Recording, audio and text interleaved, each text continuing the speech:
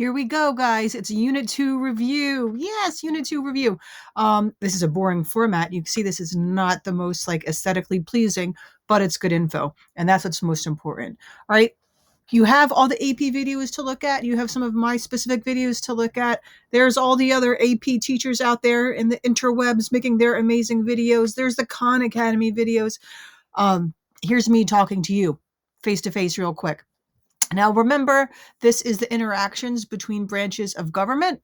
So you best know what the branches of government are, what their roles are, and most importantly, their checks and balances. Where do they limit the powers of other branches? And if you know that, right, you have a good foundation. And then, of course, you want some of the specifics, some of the terms to fill that stuff in. So I'm just going to go through the three branches plus the bureaucracy real quickly. And if any of this sounds confusing to you, go back to the individual videos and sections that will help you out. All right. Okay. So first, let's look at the legislative branch. Okay. This was really important to the founders because they wanted a republic that was representative of the people. And you really find it here. So they created a legislative branch that was bicameral, which means they have two houses. We have the House, which now has 435 members, and a Senate, which now has 100. A little bit of info about how this all works. The representatives come from congressional districts, as you see here, some of the districts from New Jersey. Because it's a federal system, the congressional districts are made by state legislatures. And you see with the SCOTUS cases we did, some of the times when that and federalism gets a little heated. Sometimes we also have issues with the way districts are created, so that districts are trying to favor one party over another. And that's the word called gerrymandering. Within Congress, you also have plenty of committees. We went over all of these different types of committees, and they are organized by the majority party. Right now, you should know that the Democrats have a slight majority in both houses, and this is to maintain, their policies to move forward. The majority party will also have the committee chairs for each of these committees. So, for example, this dude here, that's Richard Neal of Massachusetts, and he's the chair of the Ways and Means Committee, very significant committee. So, what powers does the legislative branch have? A lot. Remember, the Constitution, the longest section is on the legislative branch, and there's a reason for that. Okay, they legislate appropriations. They have the power of the purse, right? They approve taxes. They pass federal laws. They establish the lower federal court system. All revenue bills originate in the House. Okay, so there's more things they can do.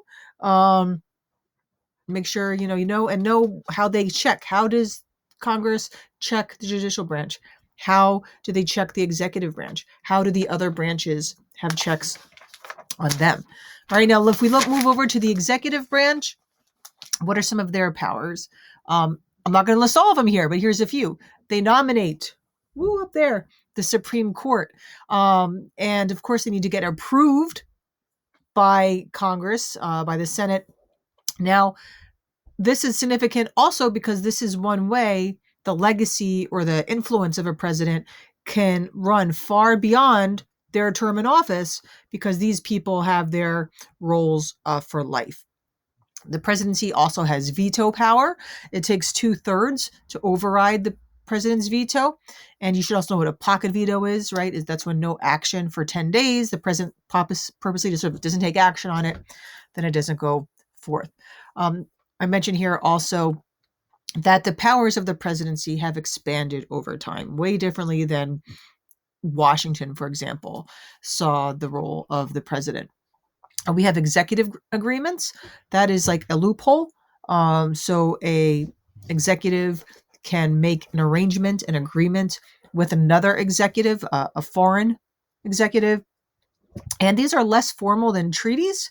So therefore, you don't need to rely on Congress to approve it. It doesn't need to be ratified. So an example was FDR over there to the left. Now, the role of the executive greatly expanded under FDR and since.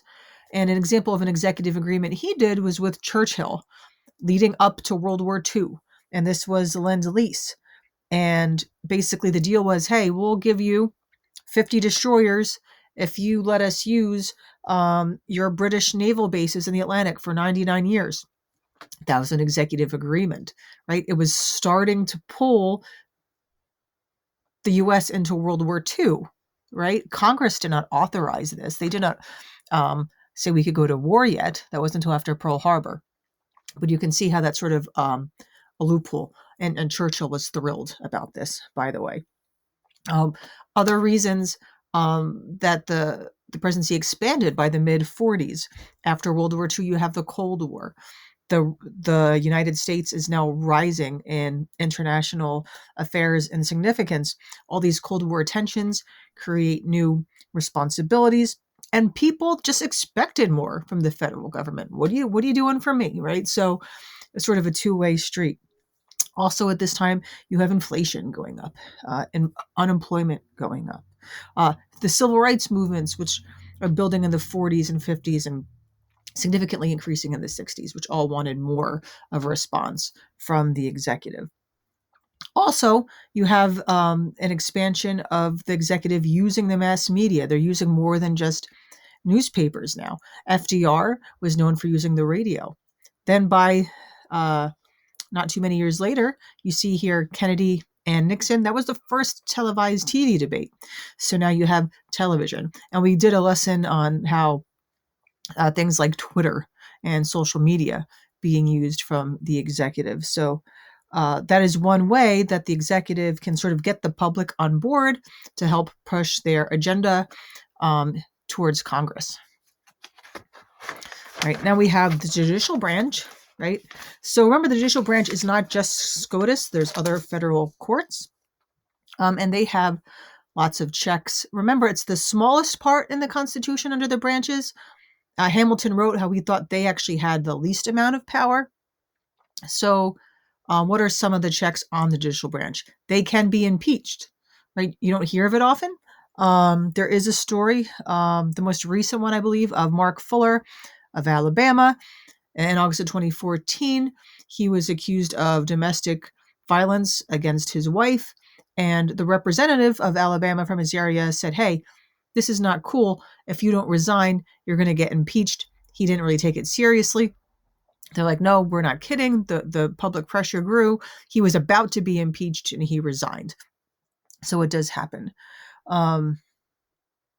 Congress can pass laws, but they can clarify what is the intent of all these things with here.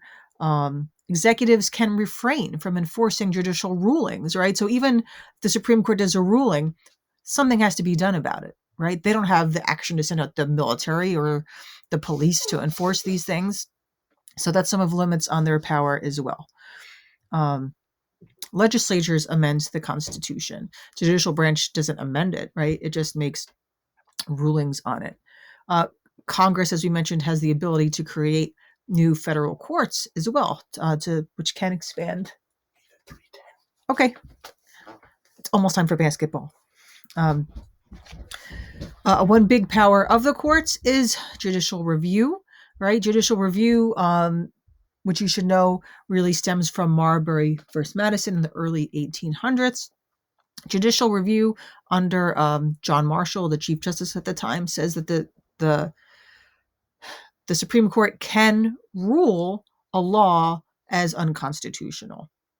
So it can overrule certain executive measures. It can overrule laws. One thing it can never overrule, however, is the Bill of Rights.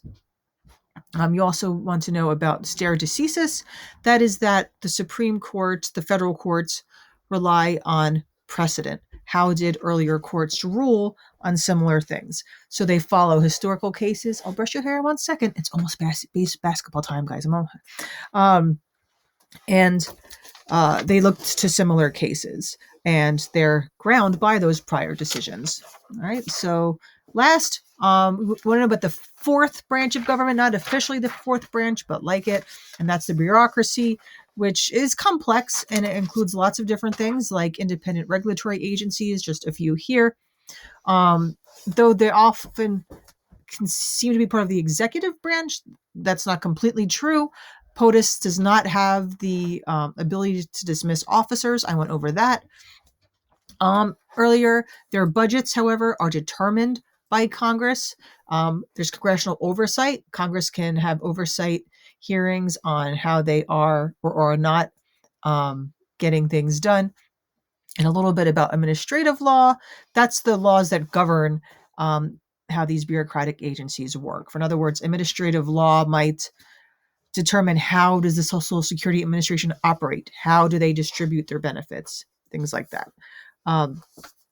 And they implement federal policies. They can write regulations that Congress authorizes. They can spend money to implement these policies. One of the biggest ones is the Office of Management and Budget. They prepare executive spending. They offer proposals to Congress. It's complex, but it's as the country grows, as Madison wanted. These are the kind of things that come from it. All right, review. Go crush it. Time for basketball.